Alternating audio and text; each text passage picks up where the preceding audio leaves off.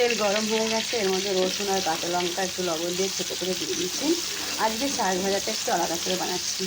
সবসময় তো আমি প্রায় সেদ্ধ করার পরে তারপরে এর ফোড়নটা দিই, কিন্তু আজকে আমি একসাথে ফোড়ন দিয়েই লাউ শাক ভাজাটা বানাবো। তো দেখো, আমি রসুনের খোসাগুলো কিন্তু ছাড়াই, এভাবে খেতে দারুণ লাগে। যখন শাক ভাজাটা খাবো তখন আস্তে আস্তে করে খোসাগুলো ছাড়িয়ে ফেলে দেবো এইভাবে। আর সত্যি কথা বলতে এটা হচ্ছে তাড়াতাড়ির কাজ, যেই কাজটা তাড়াতাড়ি হওয়ার, সেইভাবে এই ফর্মুলাটা। এখন আমি এই রসুনগুলো ছাড়াতাম, অনেকটা সময় লাগতো রসুনগুলো ছাড়াতে, সেই জন্য থেতো করে দিয়ে দিয়েছি। খাওয়ার সময় বেছে বেছে থালা থেকে ফেলে দেওয়া হবে। তো যাই হোক, অনেকেই এভাবে শাকটা বানায়, শাক ভাজা বানায়, তো আজকে আমিও এভাবে বানাচ্ছি। বাড়িতে আগে ঠাকুমা দিদিমা মায়েরাও এরকমভাবে বানাতো অনেক সময়, কিন্তু এখানে কাঁচা লঙ্কা জায়গায় গ্রামের লোকেরা বেশিরভাগটা শুকনো লঙ্কা ব্যবহার করে। আমিও ব্যবহার করি, কিন্তু আজকে আমার মনে হলো যে কাঁচা লঙ্কা দিয়ে শাকটা বানাবো, তাই কাঁচা লঙ্কা দিয়ে বানাচ্ছি। তো একটু ভাজা হয়নি, যে না একটু ভাজা হলো, দিয়ে দিলাম একটু হলুদ গুঁড়ো, একটু গায়ে হলুদের দরকার।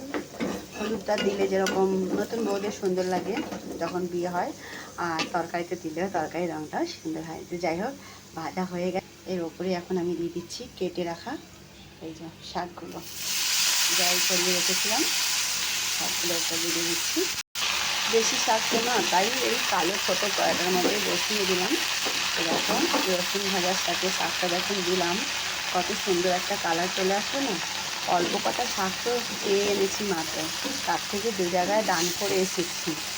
আর যেটুকু বেজেছে ওইটাকে একটু আলাদা আলাদা করে আলাদা আলাদা ডিশ বানাবো, একদম অল্প অল্প করে। তাই আজকে অল্প একটু শাক ভাজা করছি, এতে ডাঁটা নেই, শুধু পাতাগুলো দিয়ে ভাজা করছি। ডাঁটা হলে আরেকটু ভালো লাগছে। তো যাই হোক, যেটা পেয়েছি ওটাই অনেক।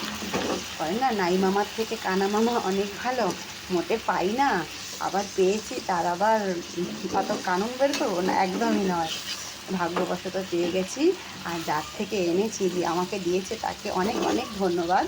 সে তার গাছ থেকে আমাকে কটা পাতা দিয়েছে, থ্যাংক ইউ সো মাচ তাকে। তো দেখো, এবার ভাজা ভাজা হোক শাকটা। তো ফাইনালি বন্ধুরা দেখো, এতগুলো ছিল এই কড়াইটা ভর্তি, আর শুকিয়ে দেখো এইটুকু হয়ে গেছে। শাক সবসময় কমে যায়, তো লাউ পাতার শাকটা দেখো এইভাবে আমি বেশ সুন্দরভাবে ভাজা ভাজা করে রেডি করে নিয়েছি। দারুণ স্বাদের একটা শাক ভাজা এটা, চাইলে ঘরে ট্রাই করতে পারো যারা এখনও করনি। বেশিরভাগ লোকেরাই দেখি, আমিও করি, যে সেদ্ধ করার পরে ফোড়নটা লাগানো হয়, কিন্তু আজকে আমি ফোড়নের সাথেই শাকটা ভাজা করেছি। দেখে মনে হচ্ছে অনেক স্বাদ হবে খেতে। তো যাই হোক, কমপ্লিট হয়ে গেছে।